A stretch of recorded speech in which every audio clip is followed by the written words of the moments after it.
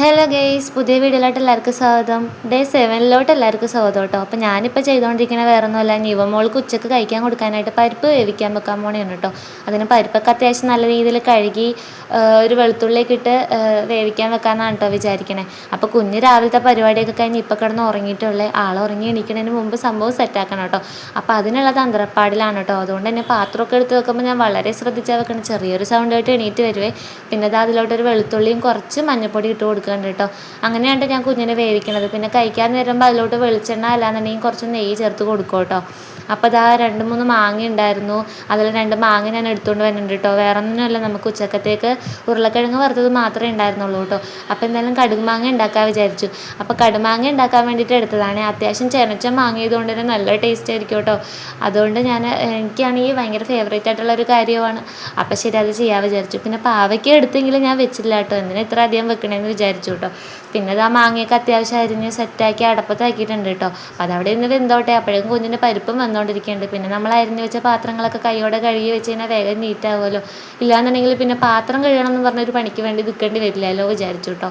എപ്പോഴും ഇതുപോലെ നടക്കില്ല, കുഞ്ഞെണീറ്റ് വന്നിട്ട് നടക്കില്ല. ഇല്ലാന്നുണ്ടെങ്കിൽ ഞാൻ അപ്പാപ്പുള്ള കാര്യങ്ങൾ ക്ലിയർ ചെയ്ത് വെക്കാൻ ഇപ്പോൾ ശ്രമിക്കുന്നുണ്ട് കേട്ടോ. അപ്പോൾ അത് കട്ടിംഗ് ബോർഡും കൈയോടെ തന്നെ കഴുകി വെക്കുന്നുണ്ട്. ഒന്ന് അവിടെ തുടച്ചും ഇടുന്നുണ്ട് കേട്ടോ. കാരണം വേറെ ഒന്നുമല്ല, ചെറിയ ചെറിയ പൊടിയ കാര്യങ്ങൾ എന്തെങ്കിലുമൊക്കെ ഉണ്ടാകും. പിന്നെ വെള്ളമൊക്കെ വീണ് കഴിഞ്ഞാൽ അതൊരു രസം ഉണ്ടാവില്ല, വൃത്തി ഉണ്ടാവില്ല വിചാരിച്ചിട്ടോ. പിന്നെ അത് ഉരുളക്കിഴങ്ങ് വറുത്തൊക്കെ വേറൊരു പാത്രത്തിലോട് വെക്കുന്നുണ്ട് കേട്ടോ. കാരണം ഞങ്ങൾക്ക് ഒരു ചട്ടിയുള്ളൂ.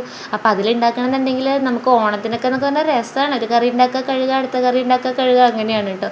പിന്നെ ഞാൻ എന്താ ഉച്ചക്കത്തെ ചോറ് കഴിക്കണേ. കുഞ്ഞെന്തായാലും എണീറ്റ് വന്നിട്ടില്ലല്ലോ വിചാരിച്ച് ഞാൻ കഴിച്ചു. പിന്നെ കുഞ്ഞിൻ്റെ ഉച്ചക്കത്തെ പരിപാടിയൊക്കെ കഴിഞ്ഞ് കുഞ്ഞിൻ്റെ കൂടെ കുറച്ച് നേരം കിടന്ന് വൈകുന്നേരം എണീറ്റ് വന്നപ്പോഴാണ് കേട്ടോ ഉള്ളിവട ഉണ്ടാക്കണമെന്നൊരാഗ്രഹം. വേറെ ഒന്നുമല്ല, നമ്മുടെ യൂട്യൂബിൽ വീഡിയോ കണ്ടപ്പോൾ ഒരു കൊതി ഉണ്ടാക്കണമെന്ന്. ഞാൻ ആദ്യമായിട്ട് ഈ ഉള്ളിവട ഉണ്ടാക്കുന്നത് എൻ്റെ 7ാം ക്ലാസ്സിൽ പഠിക്കുമ്പോഴാണ് കേട്ടോ. അന്ന് ഞാനും എൻ്റെ കസിൻസും എൻ്റെ അനിയനൊക്കെ കൂടി അടുപ്പത്ത് ഉണ്ടാക്കി നോക്കിയിട്ടോ. അന്ന് എനിക്ക് ഒരു അമ്പിളി പറ്റിയത് എന്താണെന്ന് വെച്ചാൽ ഞാൻ ഉപ്പിടാൻ മറന്നു പോയിട്ടുണ്ടായിരുന്നു കേട്ടോ. പക്ഷേ ഈ പ്രാവശ്യം ഞാൻ എന്തായാലും ഓർമ്മയോട് ഉപ്പിടും കേട്ടോ. പിന്നെ പറഞ്ഞാൽ മൈദപ്പൊടി ഇല്ലായിരുന്നു, ആട്ടപ്പൊടി ഉണ്ടായിരുന്നു കേട്ടോ. പിന്നെ ഉള്ളത് വെച്ച് ഓണം പോലെ പറഞ്ഞ പോലെ കുറച്ച് കോൺഫ്ലവർ പൊടിയും ചെറിയൊരു പീസ് ക്യാപ്സിക്കും പച്ചമുളകൊക്കെ കൂട്ടി അരിഞ്ഞ് അത്യാവശ്യം എന്താ മിക്സ് ചെയ്ത് ആവശ്യത്തിന് ഉപ്പ് എന്തായാലും ഞാൻ നോക്കി ഇടുന്നുണ്ട് കേട്ടോ.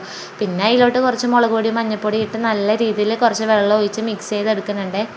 പിന്നെ പറയട്ടെ, ചെറുപ്പത്തിൽ എനിക്ക് ഈ സാധനം ഭയങ്കര ഒരു കൊതി ഉണ്ടായിരുന്നു കേട്ടോ. ഇപ്പം അങ്ങനെ ഒരു കൊതിയില്ല, പക്ഷെ ഇപ്പം ആലോചിച്ചപ്പോൾ ഒരു ആഗ്രഹം വന്നു. കാരണം ഒരുപാട് നാളായിട്ടോ കഴിച്ചിട്ട്.